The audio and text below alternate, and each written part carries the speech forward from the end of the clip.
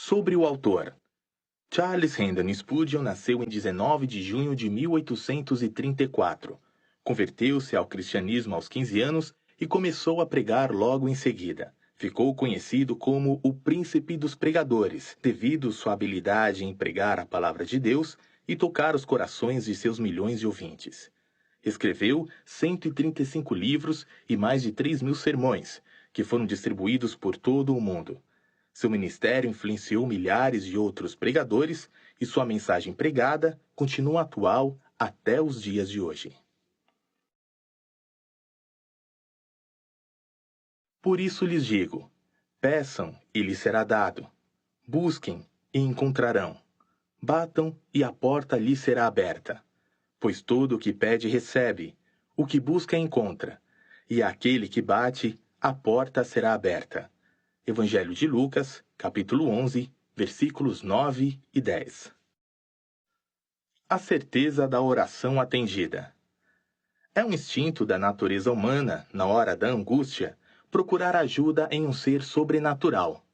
Não estamos afirmando que a natureza humana não regenerada sempre apresente orações verdadeiramente espirituais, ou mesmo que exerça a fé no Deus vivo. Não obstante, como uma criança na escuridão chorando desesperadamente e procurando por ajuda, mal sabendo ela o lugar de onde esse socorro virá, quase que invariavelmente a alma, em profundo sofrimento, o clama por ajuda a um ser sobrenatural. Ninguém está mais propenso a orar no momento da aflição do que aquele que menosprezou a oração na hora da prosperidade. E, provavelmente, nenhuma oração tem sido mais autêntica em relação aos sentimentos do momento do que aquela oferecida pelos ateus debaixo da pressão do medo iminente da morte.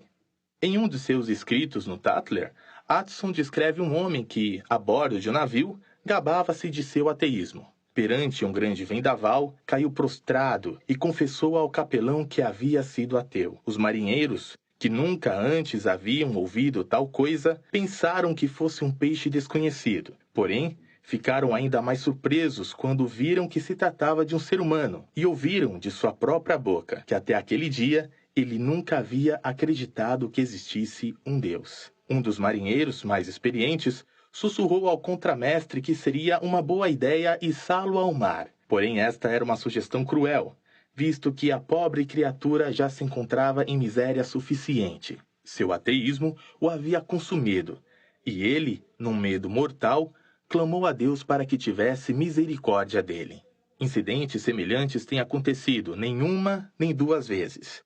Na verdade, com grande frequência, o ceticismo prepotente, no final, acaba admitindo o que sempre esperávamos que o fizesse. Retire a barreira antinatural da mente e se dirá de todos os homens, que, da mesma forma como os companheiros de Jonas, todos clamam ao seu Deus na hora da angústia. Como aves em direção aos seus ninhos, como servos rumo aos seus abrigos, assim os homens, no momento da agonia, dirigem-se a um ser superior buscando socorro na hora de necessidade. Deus deu a todas as criaturas por ele criadas uma forma especial de força. Um possui tamanha rapidez nos pés que, diante do latido de um cão de caça, escapa do perigo ultrapassando o vento. Outro, com as asas abertas, é alçado para além de seu passarinheiro. Um terceiro, com chifres, derruba seu inimigo, e um quarto, com dentes e garras, despedaça seu adversário. Ao homem, porém, ele conferiu poder menor se comparado aos animais que colocou no Éden. E mesmo assim, o homem era soberano sobre todos eles, porque o Senhor era sua força. Enquanto tinha consciência de qual era a fonte de seu poder, o homem permaneceu soberano absoluto sobre todos ao seu redor. A imagem de Deus, na qual brilhava resplandecente, sustentou sua soberania sobre as aves do céu, as feras do campo e os peixes do mar. Instintivamente, no paraíso, o homem voltou-se para o seu Deus. E hoje, embora seja ele em certo grau um monarca destronado, permanecem em sua memória as sombras do que ele era e as lembranças de onde sua força ainda pode ser encontrada. Desta forma, não importa onde você encontrar um ser humano, você irá se deparar com alguém que, em sua angústia, procurará por auxílio sobrenatural. Acredito na veracidade deste instinto e que o homem ora porque existe alguma coisa na oração. E quando o Criador concede à sua criatura o poder da sede, é porque existe água para saciá-la. E da mesma forma, quando cria a fome, existe alimento para corresponder a esse apetite. Assim, quando ele predispõe um homem a orar, é porque a oração contém uma bênção correspondente relacionada a ela. Encontramos uma razão poderosa para esperar que a oração seja eficaz no fato de que ela é uma instituição de Deus. Na palavra de Deus, somos constantemente ordenados a orar. As instituições de Deus não são tolices inúteis. Posso crer eu que o Deus infinitamente sábio ordenou-me um exercício que seja ineficaz e não passe de uma brincadeira de criança? Ele me ordena a orar possuindo a oração menos poder do que se eu viesse a assobiar ao vento ou se cantasse às árvores da floresta? Se não existe resposta para a oração, esta é um absurdo monstruoso, e Deus é seu autor, o que é uma blasfêmia a se afirmar. Homem algum, a não ser um tolo, continuará a orar quando lhe for provado que a oração não possui resultado algum da parte de Deus e que nunca receberá uma resposta. Se for de fato verdade que seus efeitos encerram-se com aquele que ora, a oração é uma tarefa para idiotas e loucos, e não para pessoas sãs. Nesta manhã, não devo me aprofundar em nenhum dos argumentos que envolvem esta questão. Em seu lugar, dirijo-me ao texto, que, pelo menos para mim e para vocês que são seguidores de Cristo, representa o fim de toda esta controvérsia. Nosso Salvador sabia muito bem que muitas dificuldades relacionadas à oração iriam surgir, o que poderia atordoar seus discípulos, e por esse motivo equacionou todo este antagonismo através de uma garantia contundente. Leia estas palavras. Por isso lhes digo, eu, seu professor, seu mestre, seu Senhor, seu Salvador, seu Deus. Por isso lhes digo, peçam e lhes será dado, busquem e encontrarão. Batam, e a porta lhe será aberta, pois todo o que pede recebe, o que busca encontra, e aquele que bate, a porta será aberta. Nesse texto, nosso Senhor coloca todas as dificuldades reunidas. Primeiro, ao nos conceder o peso de sua própria autoridade. Por isso lhes digo. Depois, ao nos apresentar uma promessa. Peçam, e lhes será dado. E assim por diante. E depois, ao nos relembrar de um fato incontestável. Todo o que pede, recebe. Aqui estão 3 inexoráveis golpes para as dúvidas dos cristãos sobre como orar. Capítulo 1. Primeiro, pois nosso Deus Salvador nos concede o peso de sua própria autoridade. Por isso lhes digo, a primeira marca de um seguidor de Cristo é que ele acredita em seu Senhor. Em hipótese alguma podemos seguir ao Senhor se levantarmos a menor dúvida sobre qualquer aspecto acerca do qual ele fala de maneira afirmativa. Embora uma doutrina possa estar cercada de 10.000 obstáculos, o ipse dixit do Senhor Jesus lança todos eles para longe, no que concerne aos verdadeiros cristãos. A declaração do nosso Mestre é todo o argumento de que necessitamos. Por isso, lhes digo, é nossa lógica. Razão? Enxergamos o que de melhor há em você por Jesus, pelo fato dele ter sido feito sabedoria por Deus até nós. Ele não pode cometer erro, ele não pode mentir. E se ele diz, por isso lhes digo, este é o fim de todo o debate. Contudo, irmãos e irmãs, existem certas razões que devem nos levar mais confiantemente a descansar na palavra de nosso Mestre sobre este assunto. Existe poder em cada palavra do Senhor Jesus, mas há uma força especial na expressão que está diante de nós. Com relação à oração, tem sido alegado que não é possível que ela seja respondida porque as leis da natureza são inalteráveis e deverão e irão seguir adiante, quer os homens orem, quer não. Nenhuma gota de água irá mudar sua posição numa onda, ou uma partícula de matéria infectada mudará seu curso, apesar de todos os santos do universo advogar contra tempestades e pestes. Nessas circunstâncias, com relação a este tema, não temos nenhuma pressa para elaborar uma resposta. Nossos adversários têm mais a provar do que nós, e, entre outras coisas, precisam provar a negativa. Não nos parece necessário provar que as leis da natureza são alteráveis. Deus pode operar milagres e ele pode realizá-los novamente da mesma forma como fez no passado. Porém, não faz parte da fé cristã o fato de que Deus deva operar milagres para responder às orações de seus servos. Quando um homem, para cumprir uma promessa, necessita remanejar todas as suas tarefas e, por assim dizer, interromper todo o seu funcionamento, isso prova que ele nada mais é do que um homem e que sua sabedoria e poder são limitados. Mas ele é verdadeiramente Deus, o qual, sem reverter o motor ou remover sequer uma única peça da engrenagem da máquina, realiza os desejos de seu povo conforme este se achega a ele. O Senhor é tão onipotente que é capaz de operar resultados equivalentes a milagres sem, no menor grau, suspender qualquer uma de suas leis. Nos tempos antigos, ele, por assim dizer, interrompeu o mecanismo do universo para responder uma oração. Não obstante, hoje, com igual glória divina, determina acontecimentos para responder orações, sem, contudo, alterar nenhuma lei natural. Mas isso está longe de ser o nosso único e principal conforto, que reside no fato de que ouvimos a voz daquele que é apto para falar acerca desta questão. E ele diz: por isso lhes digo, peçam e lhes será dado. Quer sejam as leis da natureza reversíveis ou irreversíveis, peçam e lhes será dado. Busquem e encontrarão. Ora, quem é ele que fala desta maneira? É ele que criou todas as coisas, sem o qual nada do que foi criado teria sido possível. Não pode ele falar na atualidade? Ó você, eterna palavra, você que esteve no início com Deus, balançando as nuvens e estabelecendo os fundamentos da terra. Você sabe o que as leis e os inalteráveis estatutos da natureza podem ser, e se você disser, peçam e lhes será dado, então com certeza assim o será, sejam quais forem as leis da natureza.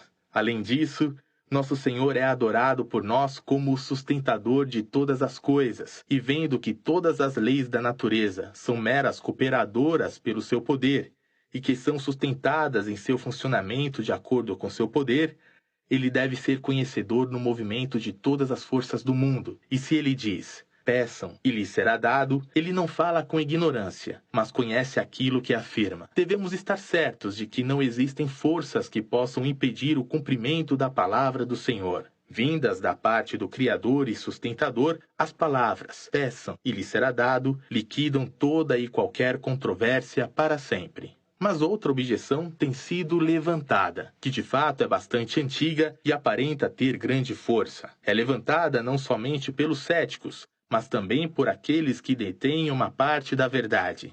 É esta, de que a oração certamente não pode produzir resultado algum, porque os decretos de Deus já determinaram todas as coisas, e estes mesmos decretos são imutáveis. Não é nosso desejo, no presente momento, negar a afirmação de que os decretos de Deus determinaram todos os acontecimentos. Temos a plena convicção de que Deus conheceu de antemão e predestinou todas as coisas que acontecem acima nos céus ou abaixo na terra, e que a previamente conhecida posição das plantas ao longo do rio é estabelecida da mesma forma como a posição de um rei, e a sombra da mão do semeador segue um determinado rumo, assim como as estrelas em seus percursos. A predestinação inclui o grande e o pequeno, e atinge todas as coisas. A questão é, por que oramos? Seria possível perguntar de maneira lógica por que respiramos, comemos, nos movemos ou fazemos qualquer outra coisa? Temos uma resposta que nos satisfaz, a saber, a de que nossas orações estão na predestinação e que Deus tem determinado as orações de seu povo tanto quanto qualquer outra coisa a mais. E quando oramos, estamos formando elos na cadeia dos fatos ordenados. O destino ordena que eu devo orar, eu oro. O destino ordena que minhas orações devem ser respondidas e a resposta chega até mim. Além do mais, em outros assuntos, nós nunca ajustamos nossas ações baseados nos desconhecidos decretos de Deus. Como, por exemplo, um homem nunca questiona se deve comer ou beber baseado no fato de ter ou não ter sido decretado que ele devesse comer ou beber. Um homem nunca questiona se deve trabalhar ou não com base no que foi decretado do quanto deveria fazer. Visto que seja incompatível com o senso comum, fazer dos secretos decretos de Deus um guia para nossa conduta geral, entendemos, por esta razão, que isto deva ser uma referência à oração, e por esse motivo continuamos a orar. Mas nós temos uma resposta ainda melhor do que esta. Nosso Senhor Jesus Cristo voltará e Ele nos diz nesta manhã: meus queridos filhos, os decretos de Deus não devem preocupar vocês. Não existe nada de incompatível com o fato de suas orações serem ouvidas. Por isso lhes digo, peçam e lhes será dado. Ora, quem é este que diz isso? Porque é ele quem tem estado com o Pai desde o princípio. O mesmo esteve no princípio com Deus. E ele conhece quais são os propósitos do Pai e o que está no coração de Deus. Pois ele nos disse em outro lugar, o próprio Pai os ama. Sendo assim, visto que ele conhece os decretos do Pai e o coração do Pai, ele pode nos falar com absoluta certeza, como testemunha ocular, que não existe nada nos propósitos eternos em conflito com esta verdade de Deus, que aquele que pede recebe, e aquele que procura acha. Ele leu os decretos do início ao fim. Não foi ele quem pegou o livro e desatou dele os 7 selos e declarou as ordenanças dos céus? Ele lhe diz que não existe nada incompatível com seus joelhos dobrados e seus olhos molhados com o abrir de Deus das janelas dos céus para derramar sobre você as bênçãos pelas quais você procura. Mas ainda, ele próprio é Deus. Os propósitos dos céus são seus próprios propósitos. E ele, que determinou o propósito, dá aqui a certeza de que não há nada que impeça a eficácia da oração. Por isso lhes digo, ó você que crê nele, suas dúvidas são disseminadas ao vento. Você sabe que ele ouve as orações. Porém, algumas vezes surge em nossa mente uma terceira dificuldade associada ao nosso próprio julgamento de nós mesmos e ao nosso conceito de Deus. Achamos que Deus é grande demais e estremecemos diante da presença de Sua Majestade. Achamos que somos pequenos demais e que, além disso, somos indignos. E parece uma coisa inacreditável que tais seres insignificantes e culpados tenham poder para mover o braço que move o mundo. Não me surpreendo se este medo possa, muitas vezes, obstruir nossa oração. Mas Jesus responde a isso tão docemente. Ele diz, por isso lhes digo, peçam e lhes será dado. E pergunto novamente, quem é este que diz, por isso lhes digo? Ora, é aquele que conhece tanto a grandeza de Deus quanto a fraqueza do homem. Ele é Deus, e de sua esplêndida majestade o imagino dizer, por isso lhes digo, peçam e lhes será dado. Mas ele é também homem como nós, e diz, não tema sua pequenez, porque eu, ossos de seus ossos e carne de sua carne, asseguro-lhe que Deus ouve a oração do homem. As palavras chegam até nós com a harmonia de notas combinadas. O Deus, o homem, ambos nos falam, não tema a minha majestade, sua oração é ouvida. Não tema sua própria fraqueza. Como homem, tenho sido ouvido por Deus. Digo ainda mais, se o medo do pecado possa vir a nos assombrar e nossa própria dor possa nos abater, relembro-os que Jesus Cristo, quando diz, por isso lhes digo, nos concede a autoridade não somente de sua pessoa, mas de sua experiência. Jesus era conhecido por orar. Ninguém orou como ele o fez. Ele passava noites em oração e dias inteiros em sincera intercessão. E ele nos diz, por isso lhes digo, peçam e lhes será dado. Posso vê-lo voltar do monte revigorado, onde passou toda a noite ajoelhado em oração. Ele diz, meus discípulos, peçam e lhes será dado, porque eu tenho orado e tem sido dado a mim. Consigo ouvi-lo dizer isso com sua face e vestes totalmente ensanguentadas, como se tivesse pisado no lugar de vinho, e como se surgisse do Getsêmani com sua alma profundamente triste até a morte. Ele foi ouvido quanto ao que temia, e por esse motivo ele nos diz, por isso lhes digo, batam, e a porta lhes será aberta. Sim, e posso ouvi-lo da cruz dizer, com seu semblante resplandecente sob o primeiro feixe da luz do sol, após ter assumido na cruz nossos pecados em seu próprio corpo, e sofreu todas as nossas dores até a derradeira angústia. Ele exclamou, meu Deus, por que me desamparaste? E agora, ao receber uma resposta, ele exclama triunfante, está consumado. E ao fazer isso, também nos ordena, peçam e lhes será dado. Jesus demonstrou o poder da oração. Mas, pode alguém dizer, ele não demonstrou que se deve orar sobre problemas como o meu. Que forma grosseira você utilizou para afirmar que o problema do Salvador era pior do que o seu? Não existem abismos tão profundos em que ele não tenha mergulhado até o fundo. Cristo orou no calabouço mais profundo e no mais horroroso poço. Sim, mas ele não se lamentou sob o fardo do pecado. Como você pode falar de forma tão displicente? Alguém já suportou tal peso de pecado como que foi colocado sobre ele? Correto. Os pecados não eram seus próprios, mas eram pecados, e pecados com todo o seu peso esmagador. No entanto, ele foi ouvido e socorrido até o fim. Cristo lhes concede, através da sua própria experiência, a prova divina de que o pedir deve ser seguido do responder, mesmo quando o pecado reside à sua porta. Assim, é certo que se vocês, que são crentes, não puderem crer na eficácia da oração com base na própria palavra de Cristo, isso leva a um impasse singular, visto que, ó amados, vocês estão derramando todo o peso de sua alma em Jesus. Se ele não for verdadeiro, então você está crendo num falso Salvador. Se ele não fala as verdades de Deus, então você está enganado. Se com sua alma você conseguir crer nele, sentirá a necessidade de acreditar nele com relação às suas orações. Lembre-se também que se Jesus, nosso Senhor, pôde falar tão confiantemente aqui, há uma razão ainda maior para acreditar nele agora, porque ele partiu o véu. Ele se senta à direita de Deus, o Pai, e a voz não vem até nós partindo de um homem na miséria, usando uma vestimenta simples, mas do pastor entronizado, usando um cinturão de ouro, pois é ele quem hoje, à direita de Deus, diz: por isso lhes digo, peçam e lhes será dado.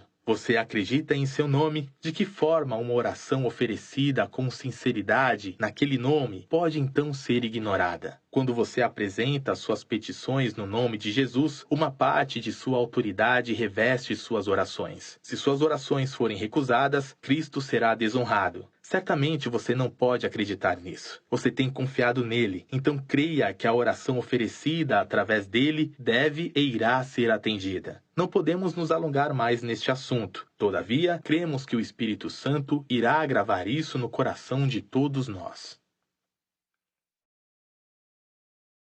Capítulo 2. Iremos agora nos lembrar de que nosso Senhor apresenta-se a nós com uma promessa. Note que a promessa é dada aos diversos tipos de oração. Por isso, lhes digo, peçam e lhes será dado, busquem e encontrarão, batam e a porta lhes será aberta. Pois todo o que pede recebe, o que busca encontra, e aquele que bate, a porta será aberta. O texto afirma claramente que todas as formas de oração verdadeira devem ser ouvidas, desde que sejam apresentadas através de Jesus Cristo e que sejam, por isso, bênçãos prometidas. Algumas delas são orações verbalizadas feitas pelos homens. Não devemos nunca deixar de oferecer diária e continuamente orações que sejam pronunciadas verbalmente, porque a promessa é de que aquele que pede será ouvido. Porém, existem outros que, não negligenciando a oração verbalizada, são muito mais abundantes na oração ativa, através do uso simples e aplicado dos meios pelos quais buscam as bênçãos de que necessitam. Seu coração fala a Deus através de seus desejos, lutas, emoções e obras. Não deixem eles de buscar, porque certamente encontrarão. Existem outros ainda que, em sua seriedade, combinam as formas mais impetuosas, tanto quanto ao falar como ao agir, pois bater é uma maneira de pedir e uma forma fervorosa de buscar. Se nossas orações são falas verbalizadas com Deus ou se representam o uso prático das formas ordenadas, que é a verdadeira oração, ou, melhor ainda, se puderem ser a utilização contínua de ambas as maneiras, ou se forem expressas através de uma simples lágrima ou um pequeno sinal, ou até mesmo caso permaneçam completamente sem manifestação através de um simples desejo vacilante, deverão ser ouvidas. Todos os tipos de oração sincera receberão respostas vindas do céu. Observe agora que esta variedade de orações é colocada numa escala ascendente. Em primeiro lugar, foi dito que nós pedimos, e suponho que isso se refira à oração como uma simples declaração de nossas necessidades em que falamos ao Senhor que necessitamos disso e daquilo, e pedimos-lhe que nos conceda. Porém, na medida em que aprendemos sobre a arte de orar, prosseguimos buscando. o que significa que colocamos nossos argumentos em ordem e apresentamos as razões para a concessão de nossos desejos, e começamos a contender com Deus em favor das misericórdias necessárias. E se as bênçãos não vierem, nós então passamos para o terceiro grau, que é bater. Nos tornamos inoportunos. Não estamos satisfeitos com pedir e apresentar razões, mas utilizamos em nossos pedidos todo o ardor que existe dentro de nós e colocamos em prática o texto que diz: o reino dos céus sofre violência e o violento o toma à força. Desta forma, as orações crescem partindo do pedir, que é a declaração, o buscar, que é a súplica, e o bater, que é a importunação.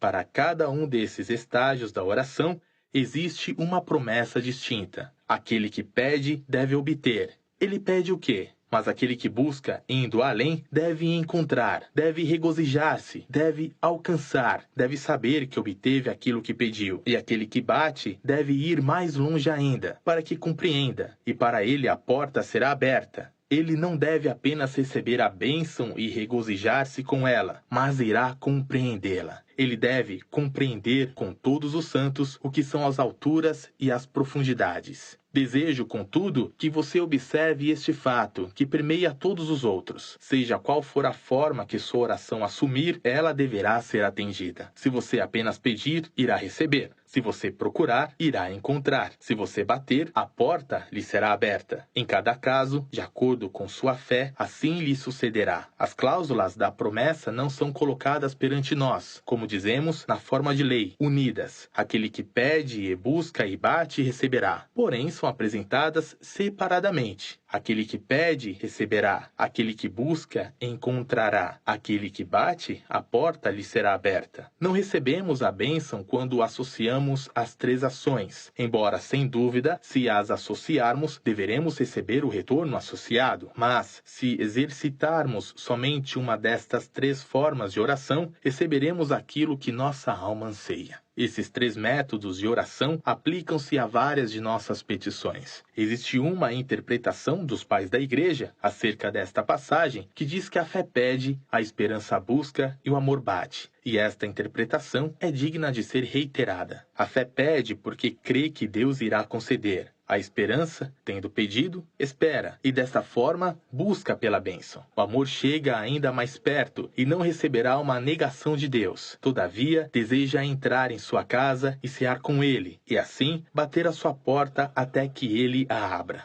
Contudo, vamos voltar ao velho assunto. Não importa qual tipo de petição for exercitada, uma bênção advém para cada uma delas. Se a fé pede, receberá. Se a esperança busca, encontrará. E se o amor bate, a porta lhe será aberta. Esses três métodos de oração aplicam-se a nós em diferentes cenários de desgraças. Aqui estou eu, um pobre mendigo à porta da misericórdia. Eu peço e irei receber. Mas eu me desviei do caminho de tal forma a não conseguir encontrar a ele, a quem certa vez pedi com êxito. Bem, então posso buscar com a certeza de quem encontrarei. Foi-me dito que se eu estiver no último estágio de todos, não simplesmente pobre e aturdido, mas sentir-me tão imundo e longe de Deus, como um leproso excluído da sociedade, então eu posso bater e a porta me será aberta. As três diferentes descrições de oração são extremamente simples. Se qualquer um disser, eu não posso pedir, nossa resposta será, você não compreende a palavra. Seguramente todos podem pedir. Uma criança pequena pode pedir. Muito antes de uma criança conseguir falar, ela consegue pedir. Não é necessário usar palavras para pedir aquilo que se deseja, e não existe ninguém entre nós que se encontre incapacitado de pedir. As orações não precisam ser refinadas. Eu acredito que Deus abomina orações refinadas.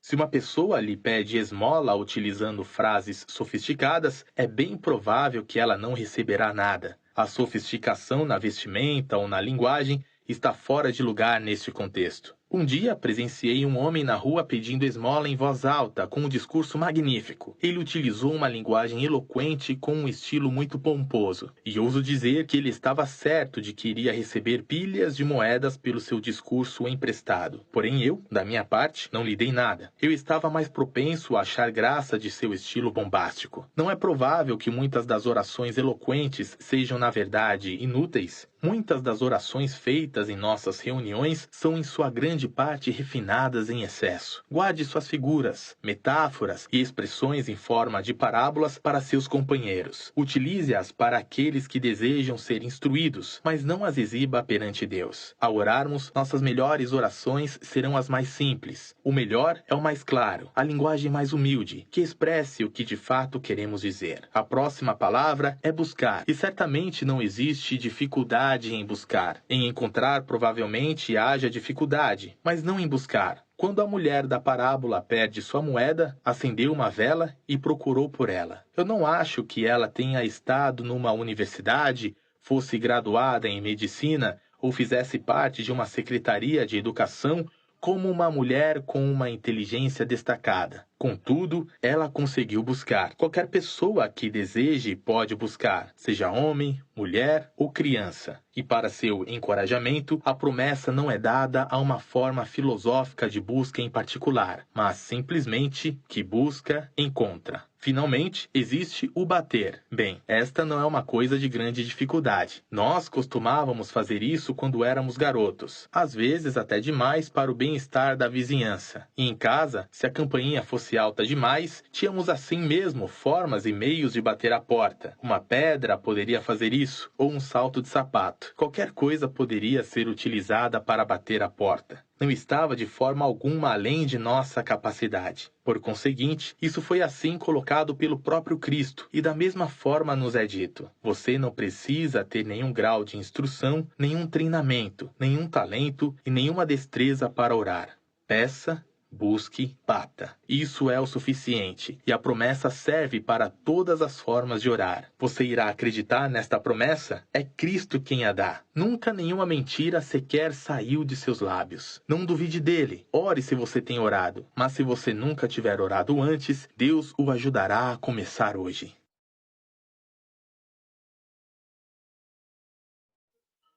Capítulo 3. Nosso terceiro ponto é que Jesus testifica o fato de que a oração é ouvida.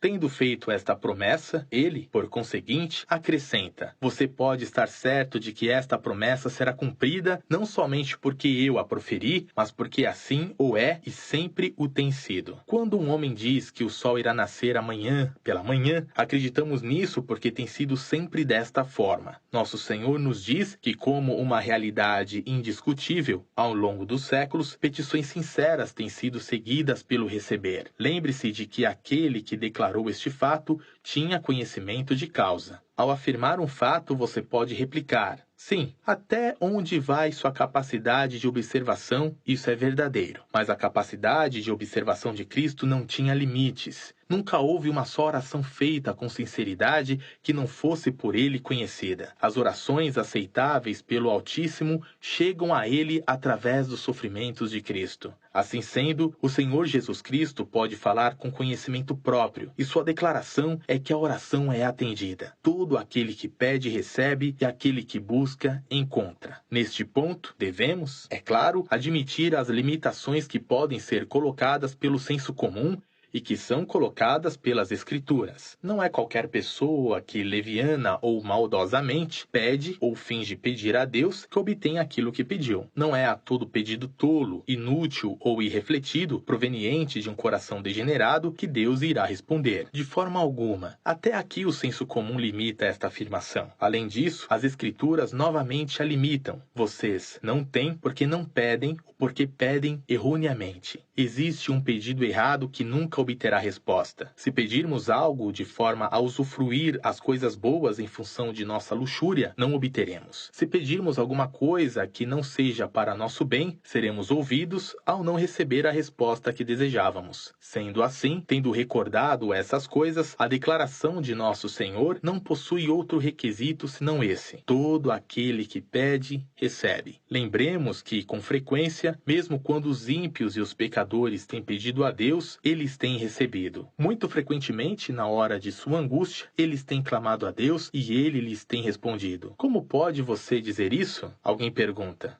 Não sou eu quem diz, mas assim dizem as Escrituras. A oração de Acabe foi respondida e o Senhor disse: você notou como Acabe se humilhou diante de mim? Visto que se humilhou, não trarei essa desgraça durante o seu reinado, mas durante o reinado de seu filho. Assim também, o Senhor ouviu a oração de Jeoacás, o filho de Jeú, que fez o mal diante do Senhor. Segundo Reis, capítulo 13, versículos de 1 a 4. Os israelitas, da mesma forma, quando seus pecados foram lançados sobre seus adversários, clamaram a Deus por libertação e foram atendidos, e o próprio Senhor testificou a favor deles. Porém, havia em seus lábios apenas lisonjeios. Isso o atordoa? Ele não ouve os filhotes dos corvos quando choram? Você acha que ele não ouvirá o homem, que foi formado à sua própria imagem? Você duvida disso? Lembre-se de Nínive. As orações oferecidas em Nínive eram orações espirituais? Você já ouviu falar de uma igreja de Deus em Nínive? Eu nunca ouvi. Tampouco acredito que os ninivitas foram alguma vez alcançados pela conversão da graça. Porém, eles foram através da pregação de Jonas, convencidos de que estavam sob a ira de Jeová. Então, decretaram jejum e se humilharam. E Deus ouviu a oração deles e Nínive, durante certo tempo, foi preservada. Muitas vezes, na hora da doença e em momentos de angústia, Deus tem ouvido as orações dos ingratos e perversos. Você acha que Deus concede coisas a não ser aos bons? Você já esteve aos pés do Sinai e aprendeu a julgar conforme a lei baseada nos méritos? O que você era quando começou a orar? Você era bom e justo? Deus não lhe ordenou a fazer o bem ao perverso? Ele ordenou a você fazer algo que ele próprio não o fizesse? Ele não disse que envia chuva sobre o justo e sobre o injusto, e não é assim que acontece? Não está ele diariamente abençoando aqueles que o amaldiçoam e fazendo bem àqueles que fazem uso dele displicentemente? Esta é uma das belezas da graça de Deus, e quando não há nada mais de bom num homem, ainda assim, se houver um clamor vindo de seu coração, o Senhor muitas vezes concede pleno livramento de sua aflição. Agora, se Deus tem ouvido as orações até mesmo de homens que não o têm buscado da maneira mais apropriada e tem lhes dado livramento temporário em resposta a seus clamores, não ouvirá ele muito mais a você quando se humilhar diante de sua presença, desejando se reconciliar com ele? Com certeza existe aqui uma razão. Contudo, para abordar mais plenamente o tema relacionado às orações verdadeiras e espirituais, todo aquele que pede recebe sem limite algum. Nunca houve, contudo, um único exemplo sequer de alguém que, buscando verdadeiramente as bênçãos espirituais de Deus, tenha ficado sem recebê-las. O publicano permaneceu à distância e seu coração estava quebrantado, que não ousava elevar os olhos aos céus. Todavia, Deus olhou para ele. Manassés encontrava-se no calabouço. Ele havia sido um cruel perseguidor dos santos. Não havia nada que o recomendasse a Deus. Mas ele o ouviu de onde estava e o trouxe para fora, libertando sua alma. Jonas, pelo seu próprio pecado, tinha se colocado dentro da barriga da baleia e era, na melhor das hipóteses, um servo de Deus arrogante. Mas das profundezas ele clamou a Deus e ele o ouviu. Todo aquele que pede recebe, e aquele que busca encontra, e aquele que bate, a porta lhe será aberta. Todos. Se eu necessitasse de evidências, eu poderia encontrá-las neste tabernáculo. Pediria que alguém aqui que tivesse encontrado Cristo desse um testemunho de uma situação em que Deus ouviu sua oração. Eu duvido que entre os condenados do inferno haja alguém que ousasse dizer: eu procurei o Senhor e ele me rejeitou. Não se encontrará, até o dia final, uma única alma que possa dizer: eu bati à porta da misericórdia, mas Deus se recusou a abri-la. Não deve-se erguer-se diante do grande trono branco uma alma sequer que tenha implorado: ó Cristo, eu teria sido salvo por você, mas você não me salvou. Eu me lancei em suas mãos, mas você me rejeitou. Arrependido, implorei a você por misericórdia, mas não a recebi. Todo aquele que pede recebe. Tem sido assim até hoje e será assim até que o próprio Cristo volte. Se você duvida disso, faça um teste. E se você já tentou, tente novamente. Você se sente um miserável? Não importa. Todo aquele que pede recebe. Você está sujo de pecados? Não importa. Todo aquele que busca, encontra. Você sente como se estivesse completamente excluído da presença de Deus? Não importa tampouco. Bata e a porta lhe será aberta, e todo aquele que pede, recebe. Não existe eleição nenhuma aqui? Sim,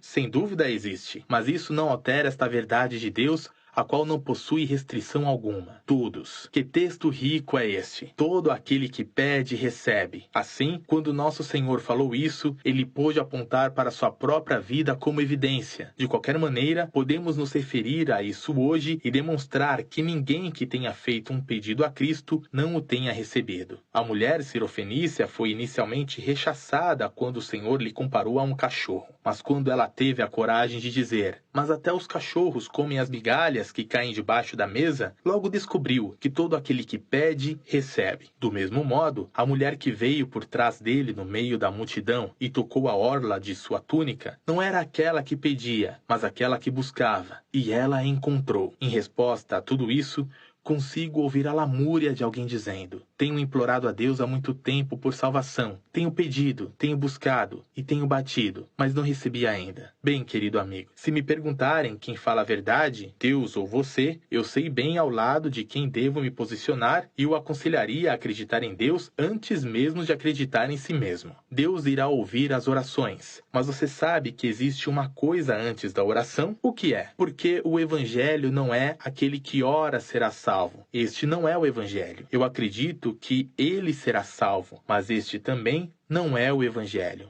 Devo pregar isso a você. Vá a todo mundo e pregue o Evangelho a toda criatura. Ele, o quê? Aquele que crer e for batizado será salvo. Ora, você tem pedido a Deus para salvá-lo. Você espera que ele o salve sem crer e ser batizado? Com certeza você não teve a insolência de pedir que Deus torne vazia sua própria palavra. Ele não pode lhe dizer: "Faça como lhe ordenei. Creia no Filho. Aquele que acredita nele tem vida eterna." Deixe-me perguntar a você: você acredita em Jesus Cristo? Você acredita nele? "Oh, eu creio nele", disse alguém. "Eu creio nele plenamente." Alma, não peça nunca mais por salvação. Você já a possui. Você está salva. Se você crer em Jesus com toda a sua alma, seus pecados serão perdoados e você será salvo. E da próxima vez que você se achegar ao Senhor, vá a ele com louvores, assim como com orações e cânticos, e bendiga seu nome. "Mas como eu posso saber que sou salvo?" alguém pergunta. Aquele que crer e for batizado será salvo. Você já creu? Você já foi batizado? Se foi, você está salvo. Como eu sei disso? Com base na melhor evidência de todo mundo. Deus disse que você está. Você precisa de alguma evidência além desta? Eu quero sentir isso. Sentir.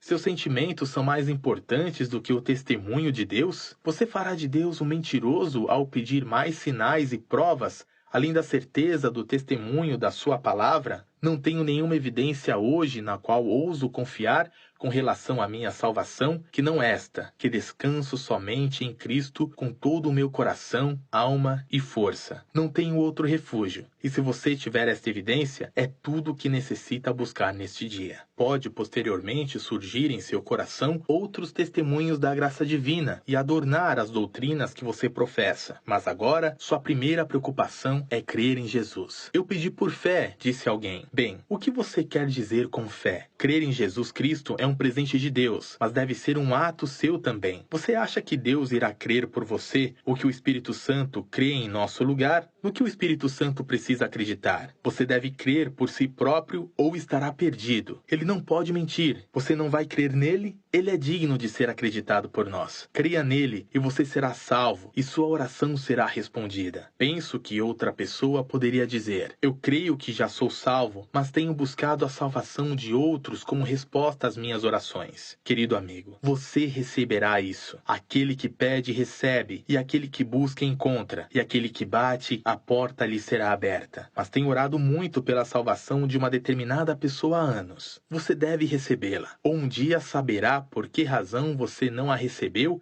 e ficará satisfeito por não a ter recebido. Ore com esperança. Muitos obtiveram a resposta da oração que fizeram por outros apenas após sua morte. Creio que devo lembrá-los do pai que há muitos anos orava em favor de seus filhos e filhas, e eles não haviam ainda se convertido. Na verdade, todos eles se tornaram extremamente mundanos. Chegou a hora de sua morte. Ele reuniu todos os filhos à beira de seu leito, na esperança de que o fato de ter permanecido uma testemunha de Cristo até o final pudesse contribuir para a salvação deles. Mas, para sua infelicidade, ele encontrava-se numa profunda angústia de alma. Ele tinha dúvidas acerca de seu próprio interesse em Cristo. Ele foi um dos filhos de Deus que morreram na escuridão, sendo este o maior medo que tinha em sua mente, o de que seus queridos filhos presenciassem sua angústia e se colocassem contra a religião. O homem piedoso foi enterrado e seus filhos foram ao seu funeral. E Deus ouviu a oração do homem naquele mesmo dia. Enquanto deixava o túmulo, um deles disse ao outro: Irmão, nosso pai morreu a morte mais infeliz. Ele morreu, irmão. Fiquei por demais surpreso com isso, porque nunca conheci um homem melhor do que nosso pai. Ah, disse o primeiro irmão, se foi difícil para um santo homem como nosso pai morrer, imagine como será terrível para nós que não temos fé quando chegar a nossa hora. Este mesmo pensamento tomou conta de todos eles e os levaram até a cruz. E a oração do homem piedoso